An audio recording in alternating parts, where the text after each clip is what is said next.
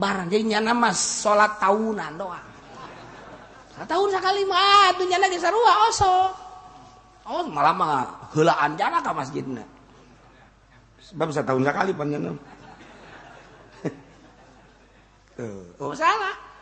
Artinya nyana nyaho oh agama teh Islam, percaya ke Allah, percaya ke Kangjeng Nabi, percaya ke Al-Qur'an.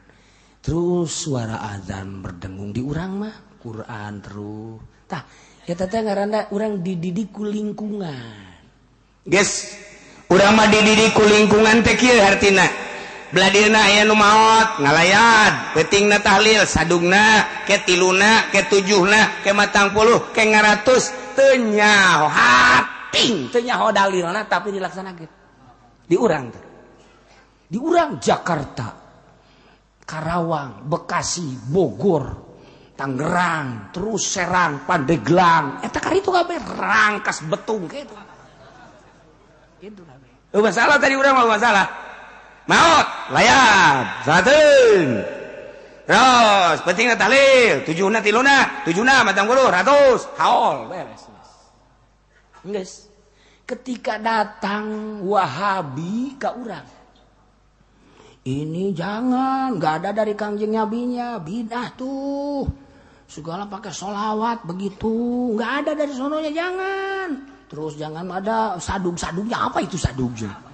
Enggak ada dari sononya, enggak ada tilunya, enggak ada tujuhnya, enggak ada matang puluh, apa itu? Bidah itu, enggak ada. Lu jangan macem-macem lu. Ngapain lu kesini lu? Ntar gua gampar lu. Jangan dulu. Ini masalahnya bukan masalah gampar, masalah dalil. Gua kagak tahu dalilnya. Tapi dari nenek moyang gua udah begitu. Udah lo, kalau mau soal dalil sama kiainya sono. Gua makan bukan masalah urusan dalil, gua mah urusannya gampar lo. Udah ya, udah mabur lo, kalau nggak mabur awas lo. Tadi orang mah gitu tah. Mantak Muhammadiyah tuh wani kan orang. Tuh wani ngadu dalil tuh wani. Itu bidah itu nggak ada. Lo ngomong-ngomong bidah ya? Hah? Gue emang nggak tahu soal dalilnya, tapi gue suka ngaji, suka ngedengerin. Kalau dalilnya mah sono sama kiai aja dah. Kiainya juga kadang-kadang nggak tahu tuh dalilnya. Ini urang mah geus gitu bae. Sabarakali Muhammadiyah datang ke negara Tangerang, Persib. Teu kuatin di urang. Aya Syiah hiji dua. Teu kudu ku kiaina. Teu kudu tah ku jelema nu kos kitu anu sok main gapleh lalagaan teh. Aya bae jelema tah anu ngabidah-bidah tiluna tujuhna. Di ditu teh cenah aya Muhammadiyah, pugunya lagi tahlil tilok sebenarnya mah. Ngabidahkeun tahlil. Naonan nya cek eta teh. Nya tadi di Siskamli teh ngarobrol bae goblok teh jelema. Sagala ngabidahkeun tujuhna tilok teh Muhammadiyah teh mah kos kitu mah Wahabi goblok urang serang ieu padahal tilok nya ge. Lu ada kayak paedana, gugul mah jelema nu kos kitu diantepkeun antep. Kejang perangnya nanti lah guys.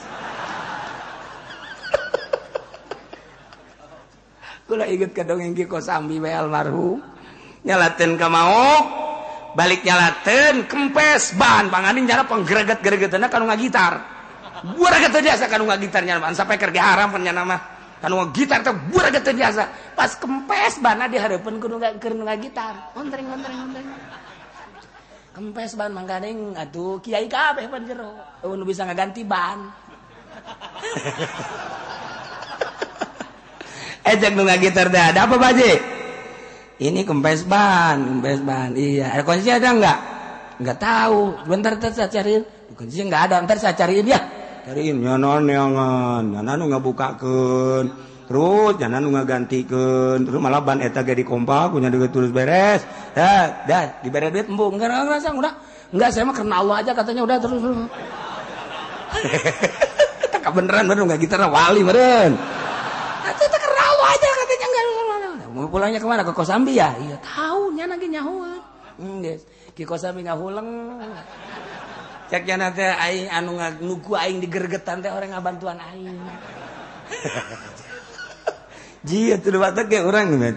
Aya lebah-lebahna naon ge. Ya lebah-lebahna. Mantap antepkeun bae.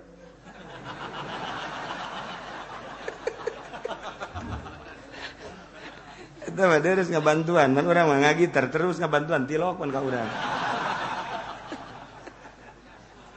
Aduh.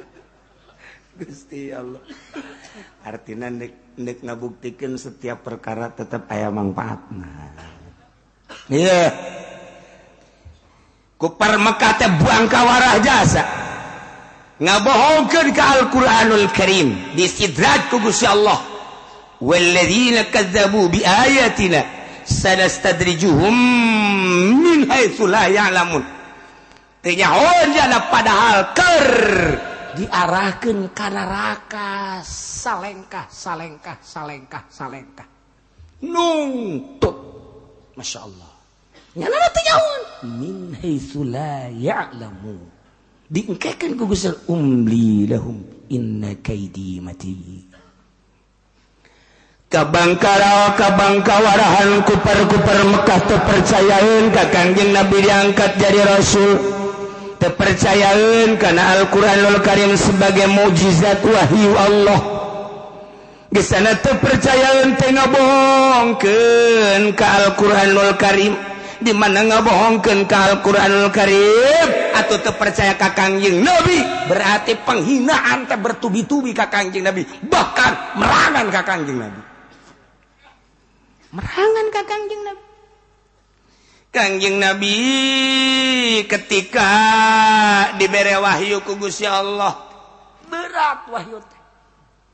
Kangjeng Nabi sok tungkul lamun keur datang wahyu teh tungkul ku berat-beratna. Kekesangan Kangjeng Nabi, berubah wajahna beureum, kulitna beureum. Kadieu bangun berat, kesang teh lain kesang anu laletik. Kesang gede barabayan cek urang lembur. Boh kesang nyakcakan plak. Eta teh geus sejarah Sina Bakar, Sina Umar, Sina Utsman dan lain-lain bahwa Kangjeng Nabi teh keur nampa wahyu. Kereda Kangjeng Nabi teh katingali wajahna teh berubah. Tah. Engke Kangjeng Nabi teh nyaritakeun wahyu anu kakarak dikirim ku malaikat Jibril ti Gusti Allah. Eta kan berubah. Perubahanana cahayaan wajahna ngomong Al-Qur'an makan eueuh baheula di Arab kos kitu. Tak ketika disampaikan ku Kangjeng Nabi wahyu anu kakarak diturunkeun ku malaikat Jibril eta ku Mekah kumaha ngomongna, "Hei, Muhammad edan ngaco." Bahasana ge teu kaharti ku urang. Bahasana teu kaharti ku urang. Ngaku beceknya Rasul Allah, bahasana ge teu kaharti.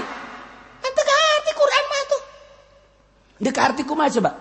Alif lam mim. Naon artina teu kaharti. Zalikal kitabu la raiba fihi hudal lil muttaqin. Ya teu kaharti. Alladzina yu'minuna bil ghaibi wa yuqimunas sholata wa mimma razaqnahum yunfiqun. Teu kaharti kan? Teu kaharti berat wahyu. Sok geura. Maca naon urang nu kaharti jeung nu kaharti. Al-waqi'atu tabarakal-ladzi bi yadihil mulku wa huwa 'ala kulli syai'in qadir. Teu kaharti ja. Alladzi khalaqal mauta wal hayata liyabluwakum ayyukum ahsanu amala wa huwal 'azizul ghafur. Teu kaharti. Teu kaharti atuh. Ya siapa teu ngaji. Teu